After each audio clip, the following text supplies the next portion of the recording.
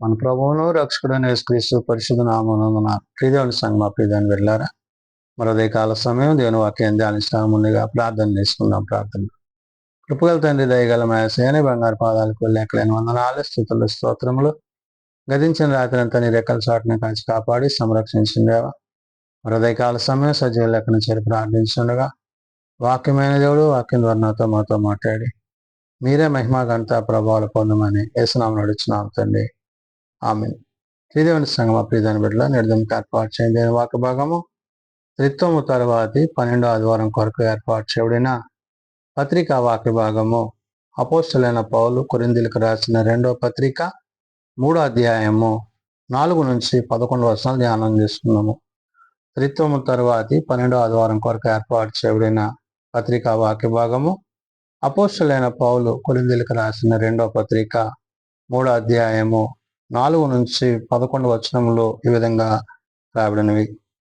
క్రీస్తు ద్వారా దేవుని ఎడల మాకిట్టి నమ్మకము కలదు. మా వలన ఏదైనా అయినట్లుగా ఆలోచించుటకు మా అంతట మేమే సమర్థులమని కాదు, మా సామర్థ్యము దేవుని వల్లనే కలిగి ఉన్నది. భక్తుడైన పౌలు కొరింథీ సంఘానికి పత్రిక రాస్తూ నేడు సార్వత్రిక సంఘాన్ని కూడా ఆత్మ సంబంధమైన పరిచర్య మనం కలిగి ఉండాలని, ఆ ఆత్మ చేత మనము నింపబడాలని, ఆ ఆత్మని మనం కొనసాగింపబడాలని, క్రీస్తు ప్రేమను బట్టి, క్రీస్తు చూపిన ఆ రక్షణ కార్యాన్ని బట్టి ఆయనలో మనము కొనసాగువారమై ఉండాలని పౌలు చెప్తున్నాడు. అందుకనే క్రీస్తు ద్వారా దేవుని ఎడల మాకిట్టి నమ్మకము అంటున్నాడు. క్రీస్తు ద్వారా అంటే ప్రభువు ద్వారా దేవునికి అంటే తండ్రికి ఏమై ఉన్నదంట? మాకిట్టి నమ్మకము అంటే కుమారుని జ్ఞాపకం చేసుకుంటున్నాడు, తండ్రిని జ్ఞాపకం చేసుకుంటున్నాడు. ఆదరణకర్త అయిన పరిశుద్ధాత్మ ద్వారా నేడు తాను పత్రిక రాస్తూ సార్వత్రిక సంఘానికి తాను చెప్పే మాట ఏంటంటే, దేవుడు మా పట్ల చూపిన ఆ ప్రేమ, ఆ నమ్మకాన్ని మేమేం చేస్తున్నామంటే కొనసాగిస్తున్నాం.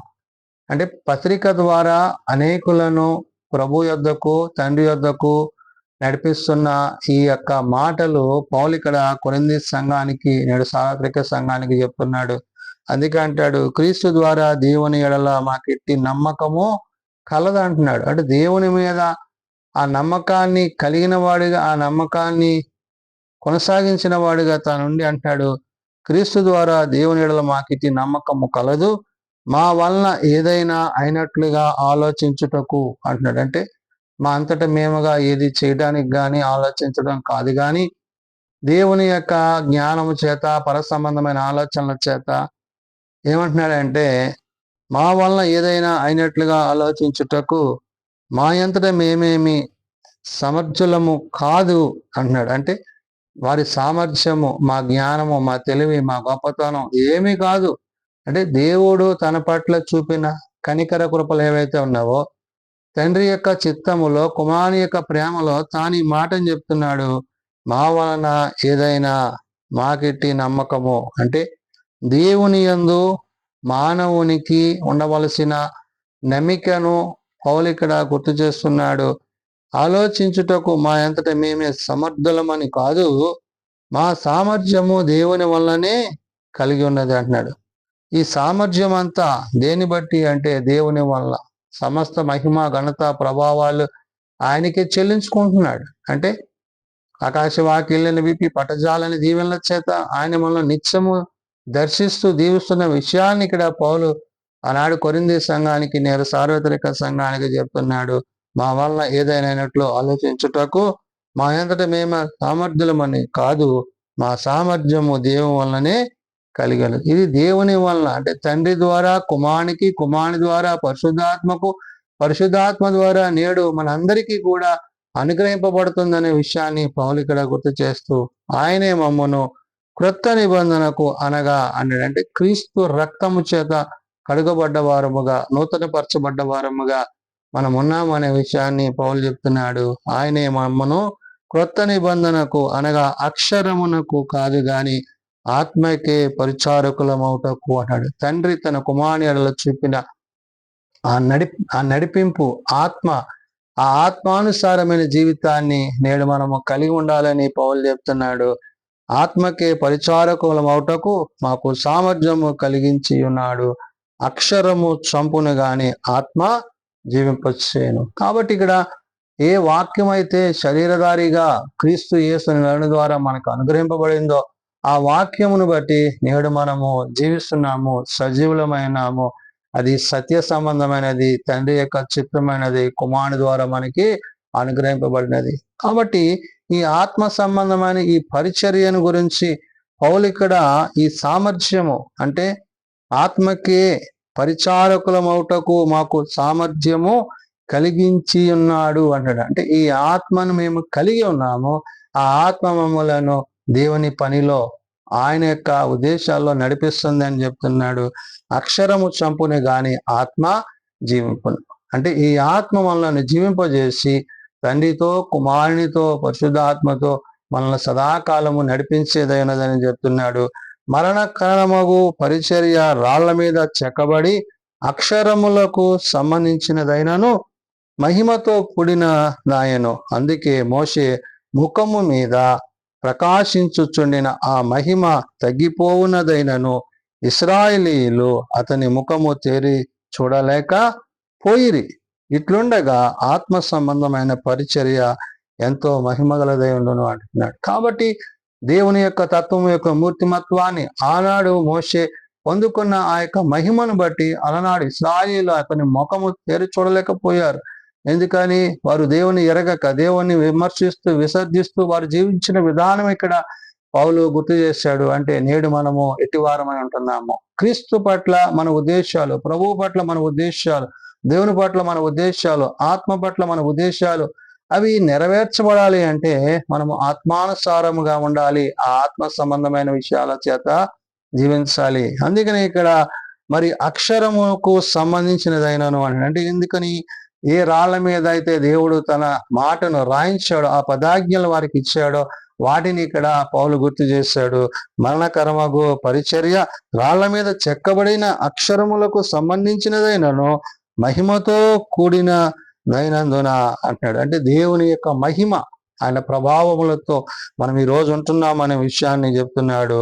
ఆ మహిమతో తగ్గిపోయినదైనను ఇశ్రాయేలు అతని ముఖము తెరి చూడలేకపోయిరి అన్నాడు. కాబట్టి ఇక్కడ దేవుని యందు మనము మనస్సు కలిగి, ఆలోచన కలిగి, వాక్యమునందు విశ్వాసం కలిగి, క్రీస్తు యొక్క ప్రేమలో మనం కొనసాగుతున్నప్పుడు ఆయన మన ప్రతి అవసరతల అక్కలో తీర్చడమే కాదు, ఆయన మనతో సదాకాలము జీవించబడినాడు. ఆ జీవన సంబంధమైన విషయాలను ఇక్కడ పౌలు గుర్తు చేస్తున్నాడు. ఇట్లుండగా ఆత్మ సంబంధమైనది మరీ పరిచర్య ఎంతో మహిమగలదై ఉన్నాడు. కాబట్టి ఆత్మచేత రక్షింపబడ్డ మనము ఆ ఆత్మ యందు కొనసాగింపబడుటకు క్రీస్తు మనకు గొప్ప సాక్ష్యాన్ని, జీవితాన్ని ఆయన ఇచ్చున్నాడు. కాబట్టి ప్రభువుని బట్టి, ప్రభు యొక్క మాటను బట్టి మనం జీవిస్తున్న విధానం ఏదైతే ఉందో దాన్ని ఇక్కడ పౌలు గుర్తు చేస్తున్నాడు.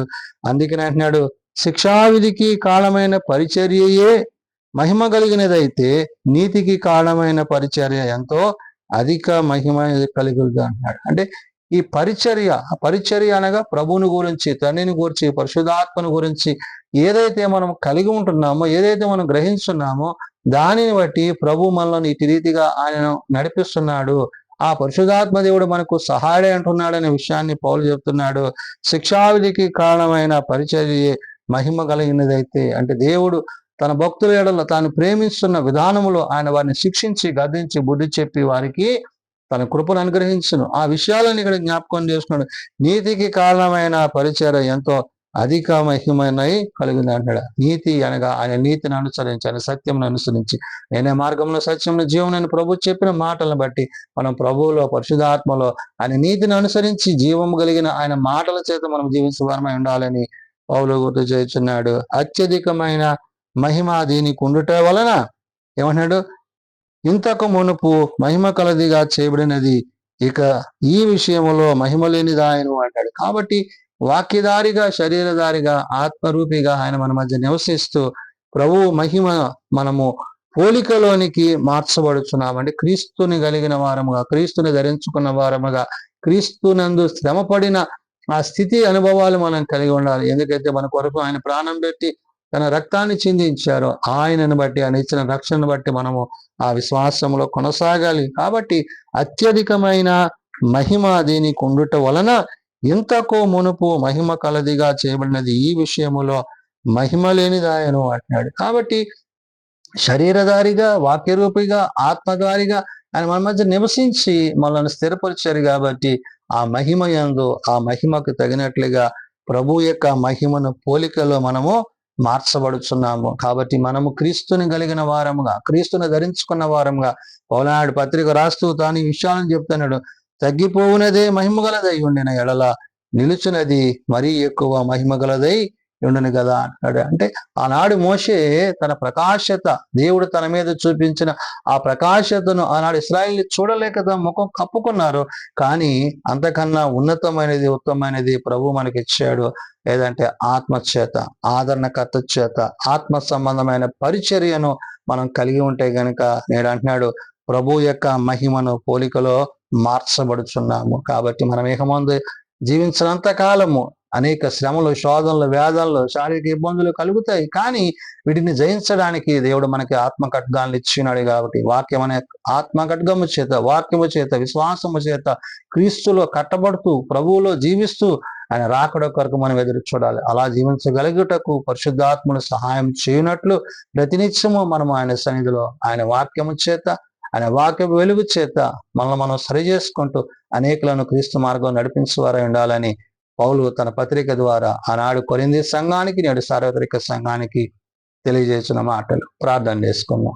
ప్రేమ నమ్మకం కలిగిన మా తండ్రి, కృప కలిగిన దేవ, అవును నాయన, నిన్ను బట్టి, నీ మాటను బట్టి ఆత్మ సంబంధమైన ఆత్మస్వరూపిగా మా మధ్య నివసించి మాతో ఉండి మమ్మల్ని ధైర్యపరిచి, బలపరిచి, అయా నీవు చూపిన నీ ప్రేమకు తగినట్లుగా మేము జీవించుటకు మాకు నేర్పించండి.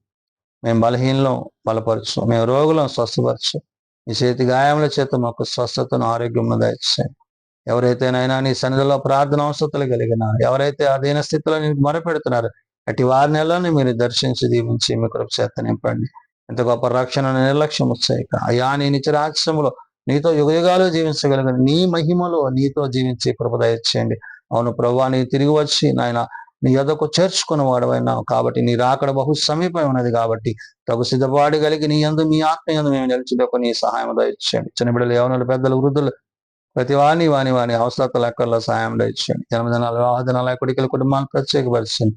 తన ప్రియులను పోగొట్టుకున్న కుటుంబాలను ఆదరించండి. జన పరిచర్యలో నీ సన్నిధి మాపై నుంచి రేపటి సమాజ కొరకు నేటి నుంచి మమ్మల్ని సిద్ధపరిచి, నీ వాక్య వెలుగులో మమ్మల్ని స్థిరపరిచి, బలపరిచి, కృపచేత నింపమని యేసునామం నడుచున్నాం తండ్రి, ఆమేన్. పరలోకమందున్న మా తండ్రి, నీ నామం పరిశుద్ధపరచబడుగాక, నీ రాజ్యం వచ్చుగాక, నీ చిత్తం పరలోకమందు నెరవేర్చినట్లు భూమి మీద నెరవేరుగాక. మానదనాడు మాకు దయచేయం. అలా ప్రార్థన చేసిన వాని మేము క్షమించిన ప్రకారం మా ప్రార్థనలను క్షమించు. శోధనలో దయకాదులను తప్పించము. రాజ్యము, శక్తి, మహిమ నిరంతరము నీవే నావు తండ్రి, ఆమేన్. మన పరమ తండ్రి దేవుని ప్రేమ, ప్రభువైన యేసుక్రీస్తు కృప, ఆదరణకర్త అయిన పరిశుద్ధ ఆత్మ సహాయము సదా తోడేయండి, సంరక్షించును గాక. ఆమేన్.